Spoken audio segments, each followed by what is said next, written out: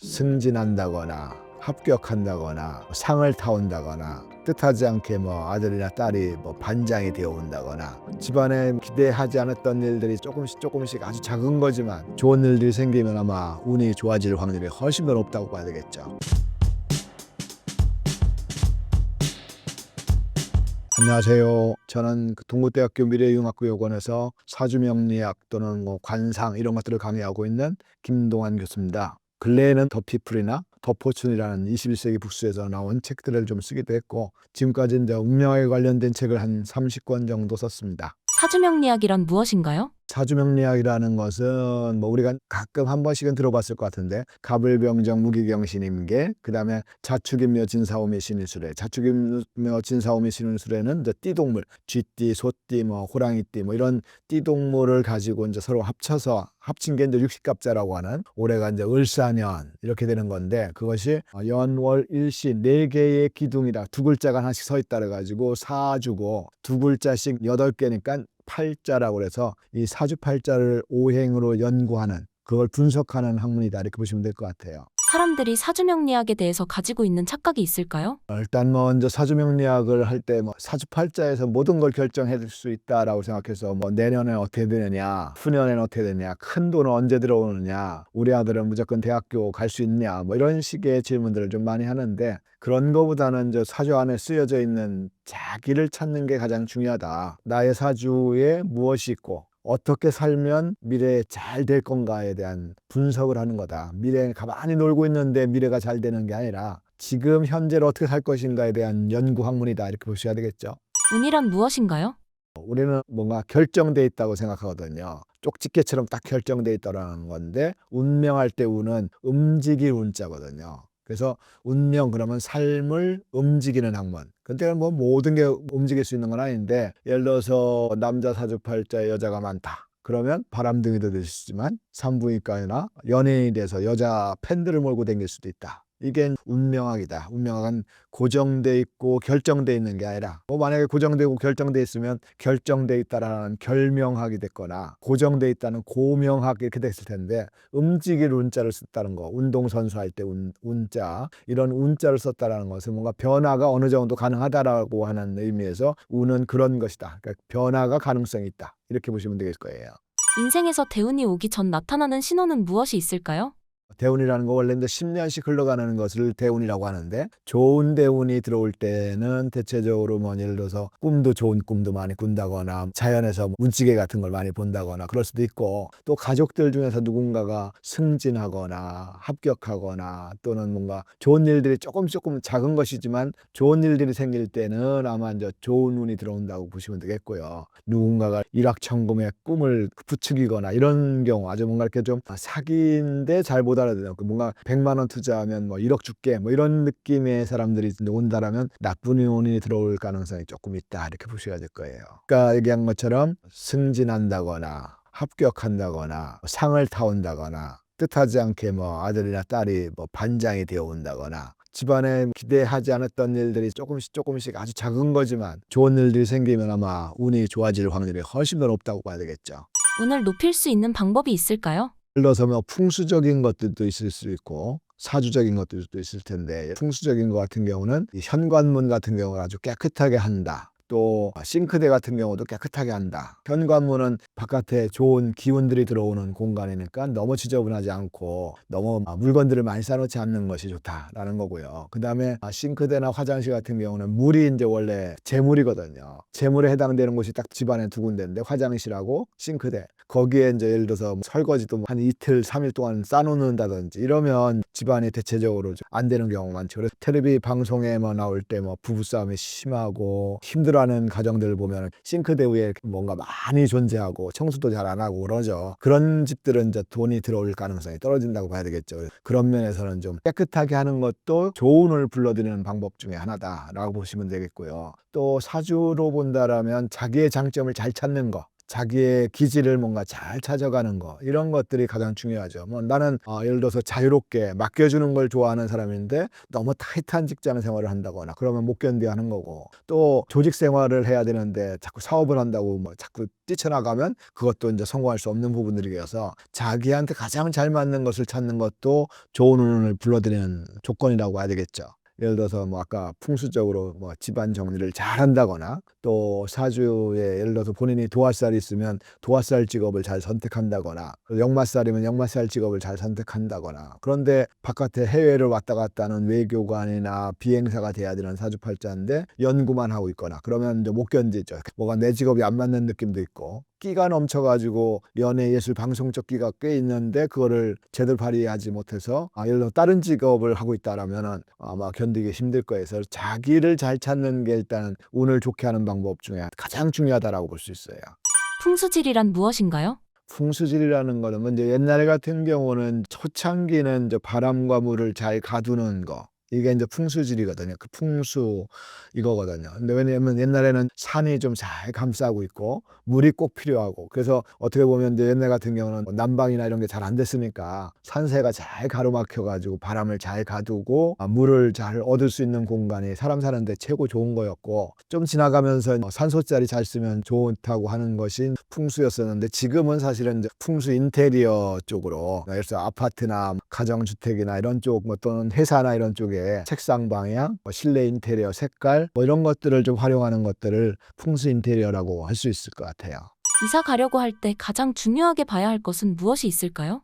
크게 중요한 것들은 방향과 색깔인데, 방향을 선정하기는 좀 쉽지는 않을 것 같고, 제주도에 사는 사람들은 남쪽으로 가야 된다라면 남쪽으로 갈 수가 없고, 그래서 경기도 북쪽에 있는 사람들은 북쪽으로 이사 가야 된다라면 북쪽으로 갈 수 없으니까 오히려 내 집안에서 책상 방향, 침대 방향, 문 방향, 여름에 태어난 사람 같은 경우는 남쪽으로 침대를 놓지 않고 다른 곳으로 놓는다. 만약에 이제 여름에 태어난 사람이 남쪽으로 침대를 놓으면 좀 부정적인 기운들이 있으니까, 그래서 그런 것들을 활용해 주는 거. 또 겨울생은 또 북쪽으로 하지 말아야 되고, 봄생은 동쪽으로 침대 방향을 놓지 않아야 되고, 가을생들은 서쪽으로 침대 방향을 놓지 않아야 돼요. 여름생 같은 경우는 방 가운데서 봤을 때 남쪽으로 나는 문이 있으면 안 되는 거고, 책상이나 침대는 무조건 남쪽을 바라보면 안 되는, 세 가지를 지켜주면 침대, 책상, 문, 나머지 방향은 다 좋은 거고, 그 다음에 겨울생들 같은 경우는 북쪽, 방 가운데서 봤을 때 북쪽에서 들어오는 문이면 안 되는 거죠. 가능하면 그런 문을 피해서 방을 사용해야 되고, 그 다음에 북쪽 침대 안 되고, 북쪽으로 머리를 두고 자는 침대 안 되고, 책상은 또 북쪽을 바라보는 책상은 안 되는 거죠. 뭐 그런 사람들은 예를 들어서 사업을 한다거나 뭐 회사 안에서도 북쪽을 바라보는 책상을 하지 않고 방향을 좀 틀어야 되겠죠. 여름생은 남쪽을 바라보는 책상을 두고 있는 것보다는 동쪽이나 서쪽이나 북쪽으로 책상을 바라보는 게 좋겠죠. 그다음에 뭐 색깔은 여름생들은 이제 빨간색인데, 빨간색은 무조건 피해 주셔야 돼요. 왜냐면 여름생은 빨간색이 많은 거여서. 나머지 색깔은 다 괜찮은데 여름생들은 빨간색은 무조건 피해줘야 되고, 겨울생은 검정색을 피해줘야 되고, 봄생은 봄에 태어난 사람, 뭐 100%딱 떨어지지는 않는데 그러면 거의 맞을 거예요. 봄에 태어난 사람들은 파란색을 피해줘야 되고, 가을생들은 흰색을 피해줬어야 돼요. 그래서 실내 인테리어도 가능하면 그런 것들을 피해서 뭐 그림 같은 걸 그려놓는다 하더라도, 여름생 같은 경우는 뭐 태양 그림이나 이런 것보다는 눈 내린 그림이라든지 뭐 비 오는 그림이라든지 뭐 다른 빨간색을 좀 피한 그런 그림들을 넣으면 훨씬 더 좋겠죠. 만약 아파트에 산다고 한다면 저층과 고층도 영향이 있을까요? 장단점은 있을 거예요. 저층에서 살면은 땅의 기운을 지기를 받으니까 안 좋은 거고, 수맥이나 이런 것들이 있을 가능성도 좀 있고, 왜냐면 땅에서 이제 저 밑에서 흘러가는 물의 기운을 가질 수 있으니까 수맥이 있으면 약간 불리할 수 있으니까요. 근데 고층에 살면 지기를 받을 수 없어서 이제 단점이고, 그 대신 저 수맥은 없을 확률이 있기 때문에 그런 면에서는 장단점이 있다고 봐야 되겠죠. 관상으로 그 사람이 어떤 운이 있는지 알 수 있나요? 운이 있다 없다 보다는 그 사람이 이제 어떤 타입이다, 어떤 성향이다, 뭐 이런 것들을 분석할 수 있겠죠. 예를 들어서 관상 같은 경우도 네모형, 원형, 역삼각형, 타원형 이런 이제 크게 요령도 나눈다고 하면 직선이 많을수록 좀 약간 원리원 직접 기질이 있어요. MBTI로 보면 STJ 쪽이 좀 더 많고 원형에 가까운 사람일수록 곡선일수록 NFP 쪽에 조금 가깝다 이렇게 보시면 돼요. 그래서 계란형 같은 경우는 NFP 쪽이 조금 더 그 대신 저 계란형은 외향형이기보다는 내향형이 턱이 뾰족할수록 내향형적 기질이 강해요. 턱이 좀 넓을수록 외향적 기질이 좀 강하죠. 만약에 좀 네모형이다 그러면 이제 이 성향일 가능성이 있고 역삼각형이다 이제 그러면 이제 직선형이 있죠. 직선 이건 I형일 가능성이 더 많고 원형이다 그러면 외향형일 가능성이 많고 타원형이면 약간 I 성향 내향형일 가능성이 조금 더 많죠. 그래서 크게 보면 관상을 직선이 많을수록 얼굴에 직선이 많을수록 약간 계획적, 원칙적 좀 구조화적, 완벽주의자적 기질이 좀 있고 곡선이 많은 사람들은 그냥 무난하게 대인관계, 소통 이런 걸 좋아한다고 볼 수 있고 턱이 넓으면 넓을수록 이성향, 뭔가 자기 감정을 정확하게 표현하려고 하고 턱이 뾰족하고 갸름하면은 약간 자기 감정을 감추는 타입들이어서 신중한 타입이기 때문에 내향형일 가능성이 좀 더 높다 이렇게 볼 수 있죠.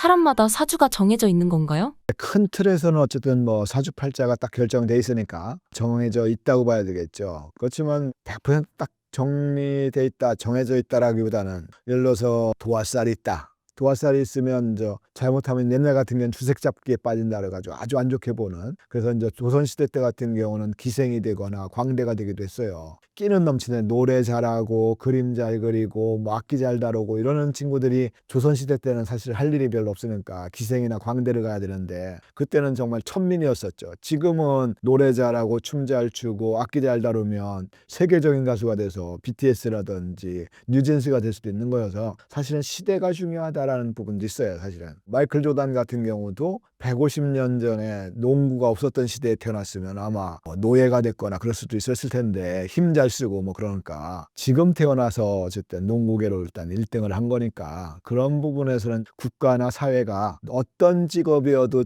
성공할 수 있게 만들어주는 그런 시스템을 갖추면 좋겠다. 어떤 사람이든 다 장점이 있으니까요. 장점이 시대에 따라 다르다는 얘기는 시대가 그 사람을 인정 못할 때는 사주가 나빠지는 거고 시대가 그 사람을 인정했을 때는 사주가 좋은 거니까. 예를 들어서 의사들도 같은 경우도 조선시대 때 태어났으면 중인이거나 상민 정도였었는데 지금은 뭐 거의 양반의 수준을 가지고 있는 거니까 그런 면에서 본다라면은 어쨌든 모든 사주는 다 장점들이 있다. 다만 시대가 그 장점을 못 살려주는 경우가 생길 수도 있기 때문에 그런 부분에서 시대나 나라나 사회가 모든 직업이 귀천이 없게 만들어주면 모든 사주는 다 장점이다. 이렇게 볼 수 있을 것 같아요.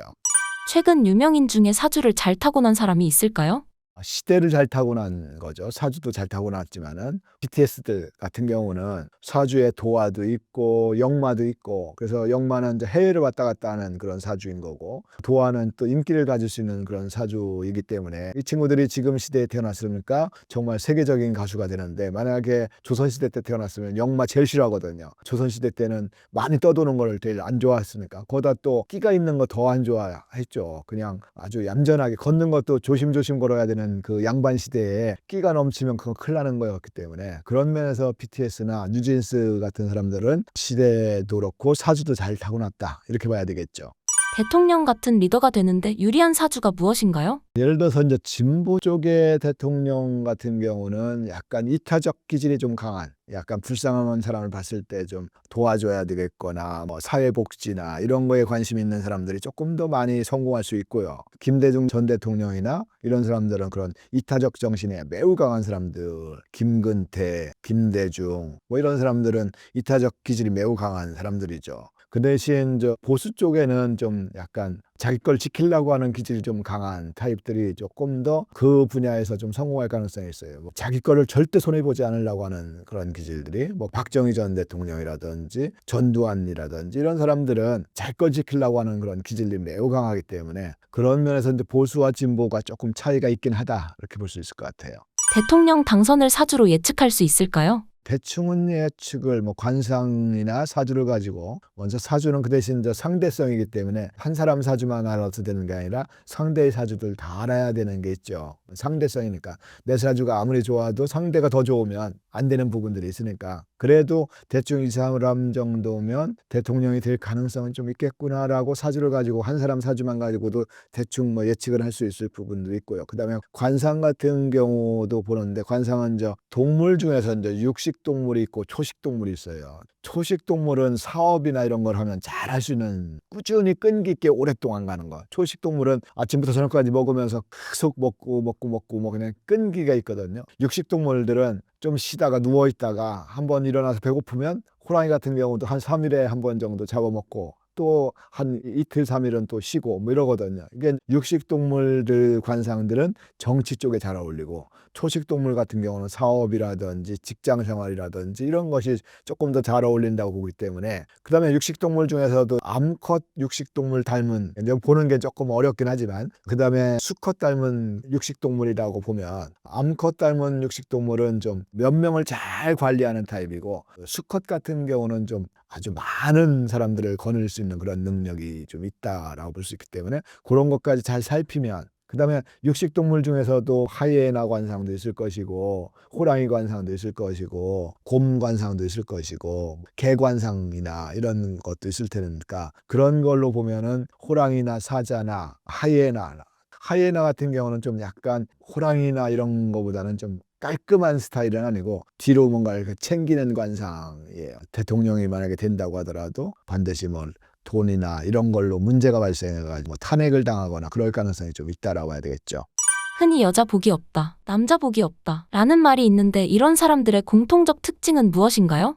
사주를 본다라면 사주에 배우자가 전혀 없거나 남자한테는 여자가 없고 여자한테는 남자가 없거나 또 하나는 너무 많거나 사주의 8글자 중에서 남자한테 여자가 여자한테 남자가 6개 7개 이렇게 돼버리면 100% 결혼 못하거나 이혼하거나 그럴 가능성이 좀 있다 이렇게 봐야 되겠죠. 배우자 복이 없다라고 볼 수 있고요. 관상으로 보면은 얼굴이 그래서 이혼한 건지 이혼하려고 관상이 그렇게 됐는지는 좀 알 수는 없겠지만은 좀 예를 들어서 하관이 좀 넓으면서 볼이 이만큼 내려와 있는 사람들이 있어요. 좀 보기는 어려운데 그런 사람들이라든지 이런 사람들은 이혼 관상에 좀 속한다라고 볼 수 있어요. 도화살이 있는 사람의 경우에는 어떤 인생을 사는 것이 좋나요? 도화살 같은 경우는 인기살이라고 하는데 계란형이라든지 역삼각형들이 조금 더 도화적 기질이 더 강하다고 볼 수 있고요. 얼굴이 작은 형인 거죠. 그 다음에 입술에 세로주름이 아주 촘촘하게 세로주름이 난 사람들도 도화살 기운이 좀 매우 강하다고 볼 수 있고요. 그 다음에 귀가 앞으로 서 있는 사람들 있어요. 최진실이라든지 안성기라든지 안재욱이라든지 김수현이라든지 이런 사람들은 귀가 이렇게 생겨 있죠.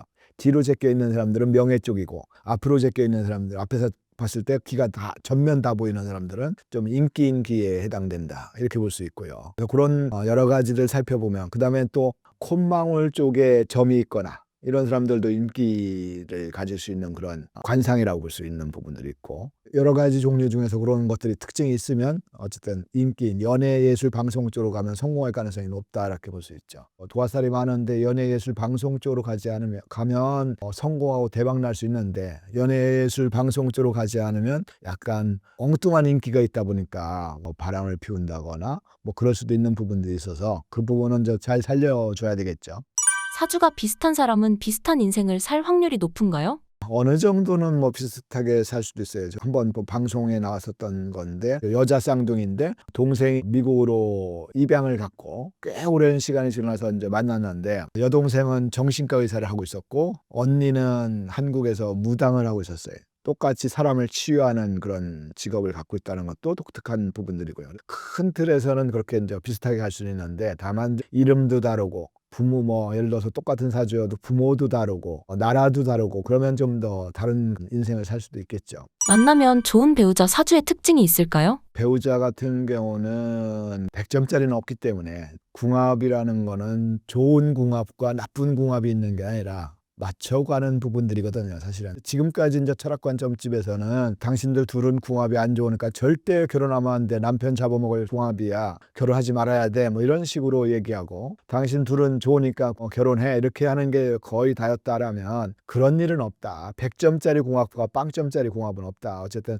장단점이 존재한다라는 거죠. 그래서 예를 들어서 나를 낳아준 엄마 아버지하고도 잘 안 맞고, 같은 엄마 아버지 피를 섞은 형제들도 서로 다투는 게 사람 조건인데, 그 엄마 아버지하고도 궁합이 안 맞는데 30년을 서로 따로 살아온 사람들이 궁합이 맞을 일이 없다라는 거죠. 그런 면에서 본다라면 궁합은 맞춰가는 거를 하는 게 궁합인 거지, 무조건 100점짜리다, 맞으니까 결혼해야 돼, 안 맞으니까 만나면 안 돼, 7년 동안 사귀었는데 궁합 안 좋으니까 무조건 헤어져, 뭐 이렇게 얘기하는 건 의미가 없고, 그 대신 저는 그런 생각을 해요. 그래서 궁합을 분석해서 서로를 맞춰가는 공부를 좀, 결혼 전에 한 6개월이든 1년이든 간에 예를 들어서 뭐 명상 공부를 하듯이. 근데 우리나라는 그런 거 있죠. 이혼할 때 숙련 기간이 있어가지고 그때 뭔가 교육도 받게 하고 그런단 말이죠. 그거보다는 오히려 결혼 전에 나는 누구고, 내 여자친구는 누구고, 나는 누구고, 내 남자친구는 누구고, 그러면서 서로 어떻게 결혼해서 잘 살 수 있는지 서로 반 정도는 양보를 해서 서로를 양보하면서 맞춰가는 그런 것들을 공부하는 게, 궁합 공부를 하는 게 좋겠다. 저는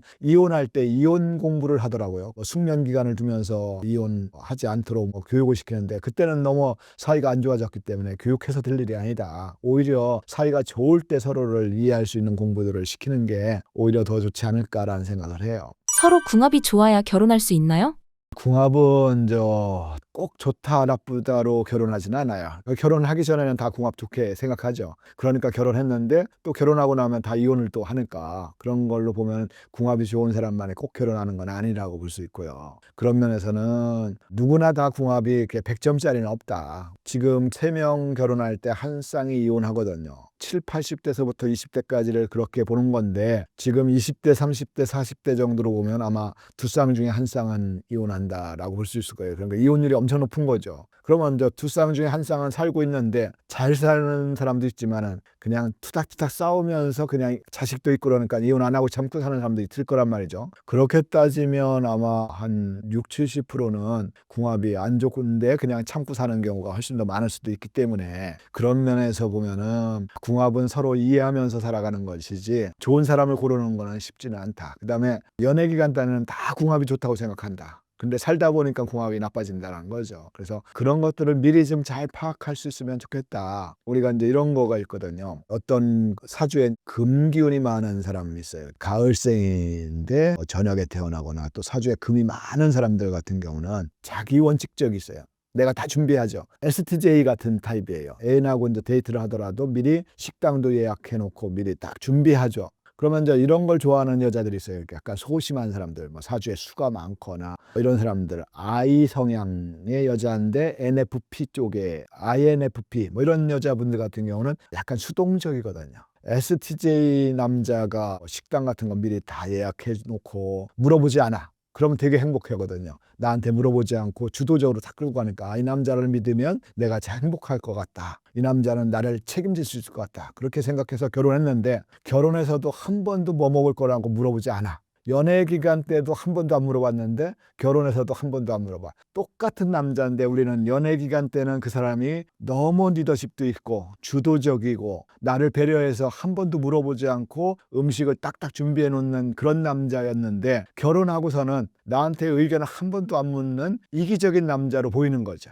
이거를 이해하는 거예요. 결혼 전에랑 결혼 후랑 똑같은 남자인데도 내가 상황에 따라서 다르게 볼 수 있는 거. 결혼 전에는 나한테 안 물어보고 직진해 나가는 남자가 리더십이 있어 보이고 자기 주도 능력도 있어 보이고 나를 책임질 것 같은데, 결혼해서도 똑같이 직진하고 안 물어보면 이기적이고 나를 한 번도 배려하지 않는 남자처럼 느껴지는, 이 두 가지 성향을 이해하는 게 중요하다는 거죠. 그래서 그런 면에서 보면은 궁합은 연애 기간 때는 그게 다 장점으로 보이고 결혼하면 다 단점으로 보일 수 있는 거를 결혼해서도 똑같은 모습이다라는 걸 알려주는 게 궁합이다. 이렇게 볼 수 있을 것 같아요. 궁합의 의미는 무엇인가요? 네, 지금까지 이제 철학관 점집에서 궁합이 거의가 다 궁합이 좋아, 궁합이 나빠 이렇게 했었죠. 그래서 궁합이 좋아라고 하면 무조건 결혼해. 7년 뭐 10년 사귀었는데도 궁합이 나빠 그러면서 절대 결혼하지 못하게 한 게 지금까지 궁합이라면 그런 궁합은 어렵다. 그건 쉽지 않다. 오히려 궁합은 서로의 장단점을 이해하는 거. 지금 연애할 때는 다 좋은 여자의 모습만 보이는데 그 사람의 장점과 단점을 포용하고 수용할 수 있어야 되는 거고, 여자 입장에서도 연애 기간 때는 다 100점짜리로 보이는 남자를 단점도 있고 그 단점도 내가 수용할 수 있고 포용할 수 있어야만이 결혼할 수 있다는 것을 이해할 수 있는 것을 분석해 주는 게 궁합이다. 궁합은 잘 산다 못 산다가 아니라 서로 이해할 수 있게끔 상담해 주는 게 궁합이다 라고 봐야 될 것 같아요. 결국 이혼하는 사람들의 공통점이 있을까요? 사주 자체에서 이제 이혼 사주가 따로 딱 존재해. 성격의 문제라기보다는 어떤 사람들은 되게 뭐 성격이 강한 사람 순서대로 이혼하진 않거든요. 착한 사람들도 이혼하거든요. 착한 여자 같은 경우 남편이 바람 피워서 이혼하기도 하고 남편이 폭력적이어서 이혼하기도 하고, 그러니까요. 그 사람이 잘못한 게 아니라 남자의 문제가 될 수도 있는 거니까 그런 부분에서 있을 수도 있기 때문에, 어떤 사람이 이제 이혼하느냐면 사주에 어쨌든 배우자복이 없는 사람들이 있어요. 아예 남편이 없거나 부인이 없거나 너무 강하게 있거나 뭐 이런 사람들은 거의 100% 이혼수가 있다라고 봐야 되겠죠. 그렇다고 해서 뭐 이혼하는 게 꼭 나쁘다고 생각하시면 안 돼. 그게 삶을 뭐 꼭 혼자 산다고 나쁜 건 아니기 때문에 그런 부분에서 그것까지도 수용할 수 있게끔 하는 것이 사주명리학이다 이렇게 봐야 되겠죠. 궁합이 좋은 부부의 특징은 무엇인가요? 궁합은 옛날처럼 뭐 합이 들면 좋고 충이 되거나 원진살이 있으면 나쁘다 이런 것도 있는데, 그런 것보다는 서로를 수용하고 포용하고 이해하는 사람들이면 나쁜 성격이 있는 게 아니라 다른 성격이 있다라고 생각하는 사람들이 궁합이 좋아요. 그래서 우리가 이제 과일 같은 경우도 내가 좋아하는 과일이 있고 싫어하는 과일이 있고, 예를 들어 딸기도 좋아하고 그렇지만은 내가 수박은 싫어하는 사람도 있고, 어떤 사람은 수박은 좋아하는데 사과를 싫어하는 사람도 있고, 그런데 사과가 싫어한다 그래서 사과가 나쁜 과일은 아니란 말이죠. 사람은 다 다른 성격이 있는 것이지 나쁜 성격이 있는 게 아니다. 그 다른 성격들을 이해할 수 있게끔, 모든 사람들은 다른 과일 같은 거다. 내가 조금 더 그 과일을 잘 이해해서 수용할 수 있고 포용할 수 있으면 좋겠다. 그래서 궁합이라는 것은 제일 먼저 중요한 거는 자기죠. 나의 단점은 뭔지, 나한테는 예를 들어서 신맛이 강한 과일이라고 생각하면 신맛을 좋아하는 사람도 있지만 신맛을 싫어하는 사람도 있으니까 그 신맛을 조금 줄이도록 노력해야 되겠다. 나의 단점들을 좀 줄이면 좋겠다. 이런 부분들을 좀 연구하고 분석하는 게 궁합의 장단점이라고 볼 수 있을 것 같아요. 관상으로 피해야 할 사람을 판단할 수 있나요? 예, 뭐 관상 이런 거 있어요. 예를 들어서 입가에 이제 거품을 자주 무는 사람들, 거품이 이렇게 고이는 사람들이 있어요. 이런 사람들 같은 경우는 좀 부정적인 관상에 속한다고 봐야 되겠고요. 혀를 좀 많이 낼름낼름 하는 사람들도 있어요. 그 다음에 또 하나는 긍정의 단어보다는 거의 부정적인, 약간 수용한다, 이게 수용이잖아요. 가로로 이거 가로로 하는 거는 부정, 그러니까 가로로 많이 하는 경우도 부정적인 관상이. 무조건 나는 아니다, 아니야. 긍정하지 않고 부정하는. 그래서 이런 세 가지, 거품을 많이 문다거나 혀를 좀 날름날름 많이 한다, 이런 사람들은 좀 자기 감정을 속이고 있는 사람들이 좀 많고, 거품을 많이 한다거나 성격이 좀 급한 성향인 거고, 또 가로로 많이 하는 사람들은 부정적인, 나만 답이다라고 주장하는 사람들이 대체로 가로를 많이 하죠. 딴 사람 말은 다 수용하지 않고 나만 답이다, 니들 말은 아니야 라고 생각하는 사람일 수도 있으니까, 그런 사람들 세 종류 정도는 좀 조심해야 될 부분들이다 이렇게 봐야 되겠죠. 성형수술을 하면 인생이 바뀔까요? 이 성형수술도 이제 두 가지 종류가 있는데, 관상이 좋은 사람들이 성형수술을 하는 건 좋지 않다. 예를 들어서 유명한 연예인들이나 뭐 미스 코리아 출신이나 이런 사람들이 성형수술하고서 인생에 굴곡 있는 사람들이 많았거든요. 왜냐하면 미스 코리아가 됐다라는 것은 관상이 좋은 거고, 연예인이 됐다라면 관상이 좋은 거기 때문에 관상이 좋은 사람들은 가능하면 성형수술을 안 하는 게 좋고요. 성형수술을 하면은 일단은 상처가 크게 남기 때문에 그게 아물 때까지 한 10년 정도는 고생을 한다고 봐야 돼요. 근데 관상이 안 좋은 사람들은 10년 정도의 고생을 하더라도 나머지 인생에 좋을 수 있기 때문에, 그런 면에서는 관상이 좀 부정적인 사람들 같은 경우는 성형수술을 하는 게 좋고, 관상이 좋은 잘 풀리고 있는 사람들은 절대 칼을 대지 않는 게 좋다 이렇게 봐야 되겠죠.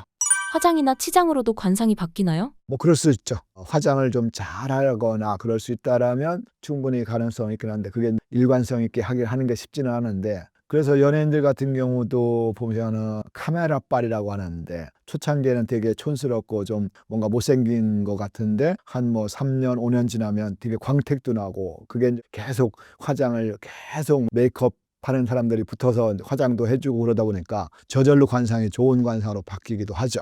직업별 관상의 특징이 있을까요? 직선형 같은 경우는 대체적으로 답이 나오는 걸 좋아해요. 정확한 답이 나오는 거를. 그래서 약간 이과적 기질이 좀 더 강할 수 있다. 그래서 네모형이라든지 오각형이라든지 역삼각형이라든지 이런 사람들 직선이 많은 얼굴들은 대체적으로 이제 이과적 기질이 좀 더 많다라고 볼 수 있고요. 곡선형들은 약간 문과적 성향들이 조금 더 강하다. 이렇게 볼 수 있고요. 다만 턱이 뾰족한 사람들은 연예예술 방송이거나 또는 영업보다는 안에서 근무하는 직장인 같은 것이 훨씬 더 잘 어울리고 턱이 뾰족하고 얼굴이 작은 사람들이 이제 영업을 많이 하거나 이런 거는 쉽지 않아요. 남한테 부탁하는 걸 쉽게 잘할 수 있는 타입들이 아니니까 그런 부분들에서는 직업을 가능하면 안정된 직장 생활을 하는 게 조금 더 좋겠다. 그 대신 직장 안에서도 임원이 되는 사람들 같은 경우는 좀 약간 원형과 네모형이 섞여 있는 원형은 사람 관계를 잘해요. 그러니까 우리 사람들한테 좀 더 붙임성 있게 하고 뭐 이런 걸 잘하는 게 원형들이고 사람들하고 잘 관계를 설정. 근데 사람들하고 관계만 잘 설정하면 일을 못하면 안 되니까 네모형들은 또 일을 잘해요. 완전 네모형들은 일만 하지 우리 사람들이 마음에 안 들면 대들기도 하고 그러니까 직선적이니까. 그래서 두 가지가 섞여 있는 원형과 네모형이 섞여 있는 사람들이 CEO들이 많아요. 월급 사장들이 꽤 많죠. 왜냐하면 일도 어느 정도 하면서 사람들하고 관계성도 좀 잘 할 수 있는 부분들이요. 그런 부분에서 이제 직업을 구분할 수 있겠죠. 직업을 구할 때 가장 중요하게 여겨야 할 부분이 있을까요? 자기하고 가장 잘 맞는 게 가장 중요하겠죠. 사주든 관상이든 간에 내가 직선이 좀 많다 그러면 반드시 좀 뭔가 탐 나오는 거 뭐 예를 들어서 공장장을 하든지 제품 만들어주는 걸 감독을 한다거나 빈틈이 하자가 있는 물건을 생산했는지 안 했는지를 탁 짚어낸다거나 뭐 이런 것들을 하는 게 좋겠고요. 그렇지 않고 원형에 가까운 사람들 같은 경우다 내가 얼굴이 그러면 저 영업을 하는 게 좋죠. 둥글둥글하니까 어디 가서 사람들한테 부탁도 잘하고 능글능글하면서 좀 잘 적응하는 사람이니까 그런 사람들은 좀 사람 관계를 많이 하는 그런 직업을 선택할 수 있으니까 자기한테 가장 잘 맞는 관상으로서 또는 사주로서 가장 잘 맞는 직업을 선택하는 게 가장 좋다라고 볼 수 있죠.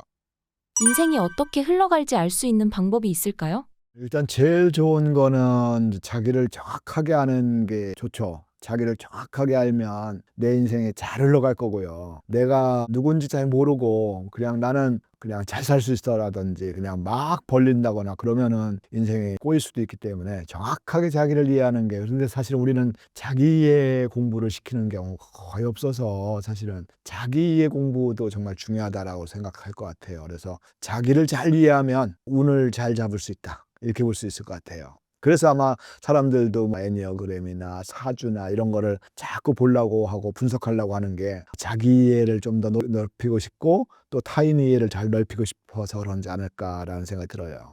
정해진 운명을 바꿀 수 있을까요?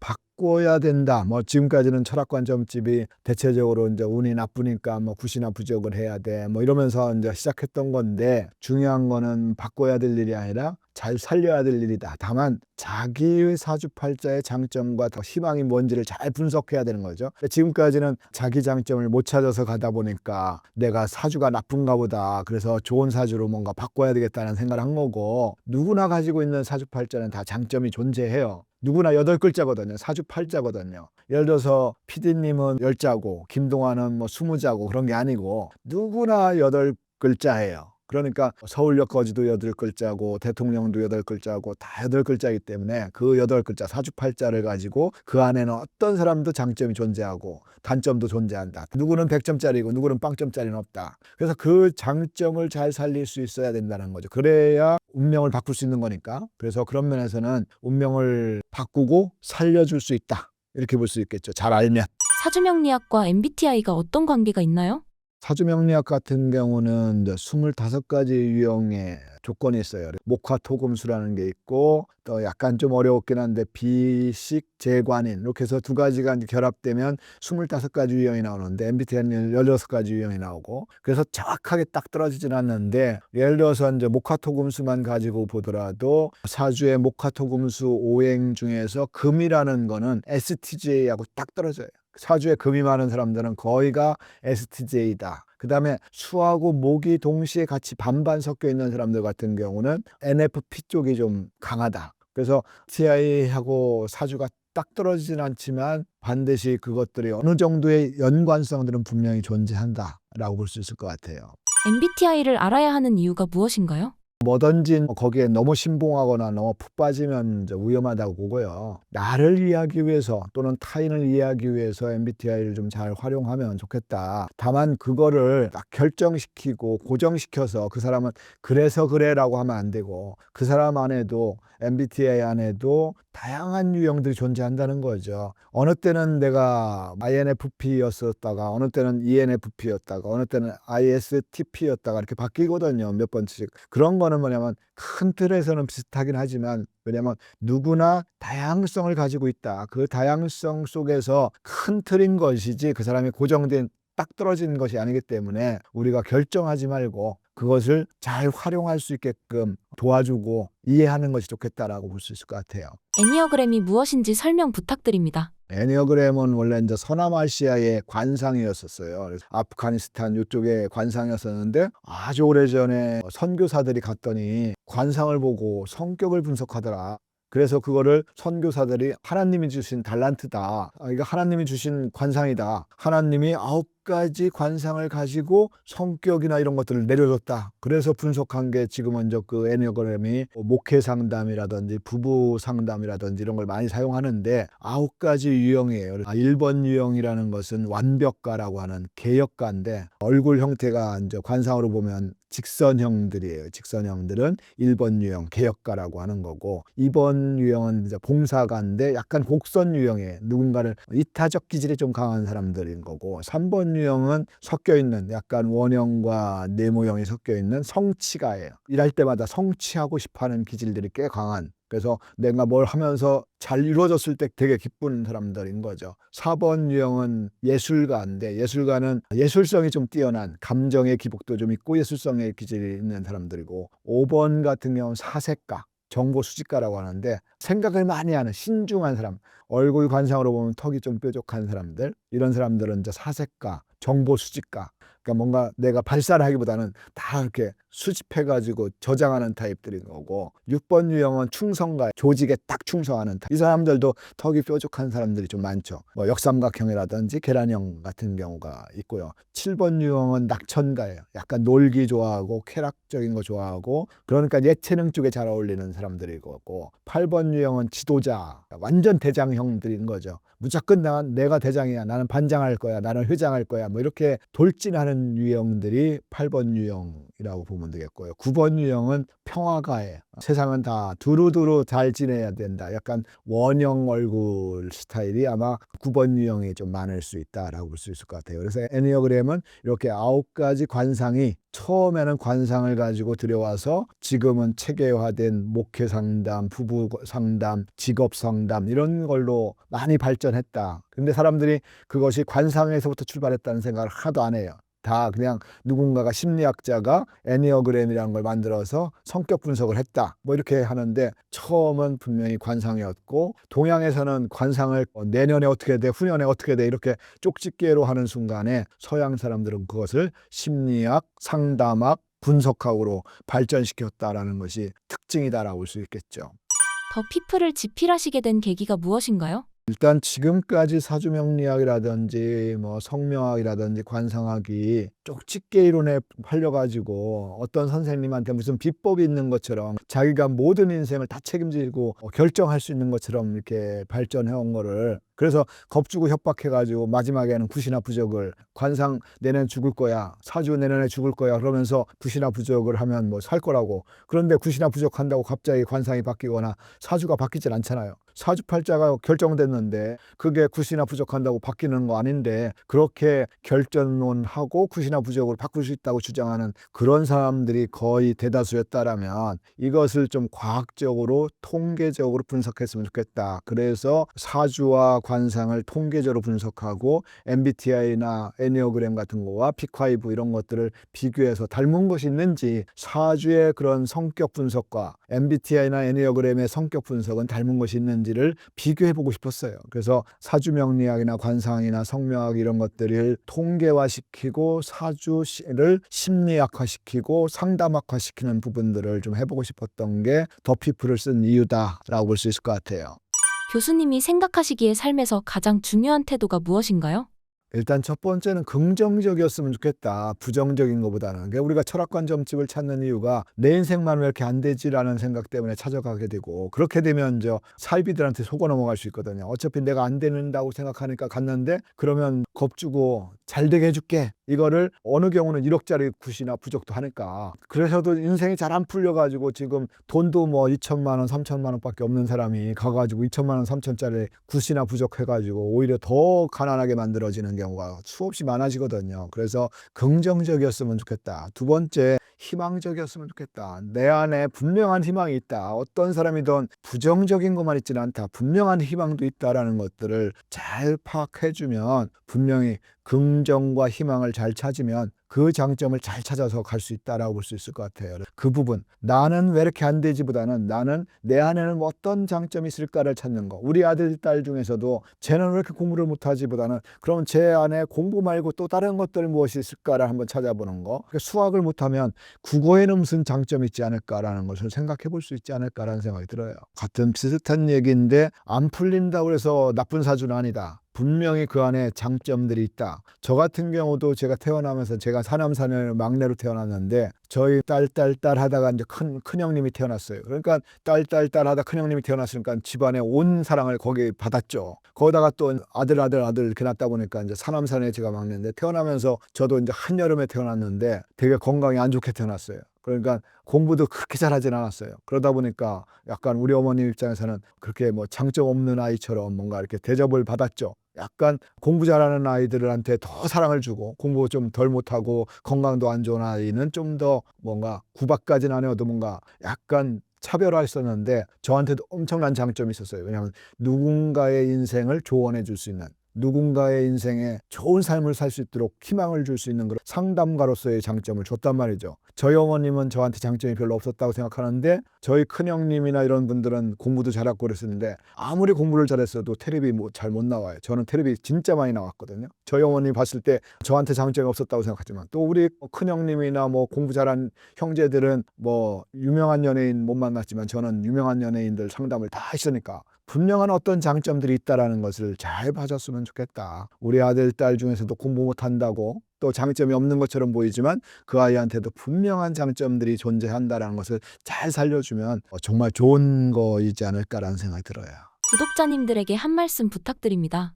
일단 사주 명리학이라든지 뭐 이런 걸 공부했으면 좋겠다. 저는 누구나 공부했으면 좋겠다. 오히려 중학교, 고등학교 때 필수 과목이었으면 좋겠다. 그렇지 아니면 아이의 부모들은 뭐 필수였으면 좋겠다. 이 공부를 대학교 때 꼭 공부를 해가지고 아이를 키울 때 어떻게 키웠으면 좋겠는지 이런 것들을 했으면 좋겠다라는 생각이 들어요. 그래서 그런 면에서 좀 책들을 제가 쓴 더 피플이나 더 포춘 같은 책들도 한번 읽어보시고 사주 공부를 한번 해보시면 나를 이해하고 자식을 이해하고 배우자를 이해하는 데 큰 도움이 된다라고 볼 수 있을 것 같아요.